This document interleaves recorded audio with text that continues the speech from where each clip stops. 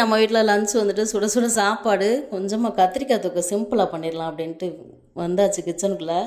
எண்ணெய் ஊற்றிட்டு வழக்கம் போல் தான் அந்த கடுகு, வெந்தயம், வெங்காயம், பூண்டு, காஞ்ச மிளகா, அதுக்கப்புறம் கத்திரிக்காய், தூக்கலாக தக்காளியை போட்டு வதக்கி சேர்க்க வேண்டிய மசாலா பொடிகள்லாம் சேர்த்துட்டு கொஞ்சம் புளி ஊற்றிட்டு ஒரு டம்ளர் தண்ணியை ஊற்றி ஒரு 15 நிமிஷம் நல்லா சிம்மில் வச்சுட்டு எடுத்துட்டோம்னா நம்ம வீட்டு ஸ்டைலில் கத்திரிக்காய் தொக்கு சூப்பராக ரெடி ஆயிரும். அதுக்கப்புறம் அம்மி என்ன நினச்சான்னு தெரில, திடீர்னு உளுந்தங்களி சாப்பிடணும் போல் இருக்குது, உடனே பண்ணித்தான் அப்படின்ட்டான். சரி நைட்டு டிஃபனுக்கு ஒரு ஏதாவது பண்ணி கொடுத்துடலாம் அப்படின்ட்டு உளுந்தங்களி பண்ணால் அது என்னவோ கொஞ்சம் தண்ணியாக தான் வந்துருந்துச்சு. டேஸ்ட்டு நல்லா இருந்துச்சு. அம்மி நல்லா சாப்பிட்டோம்.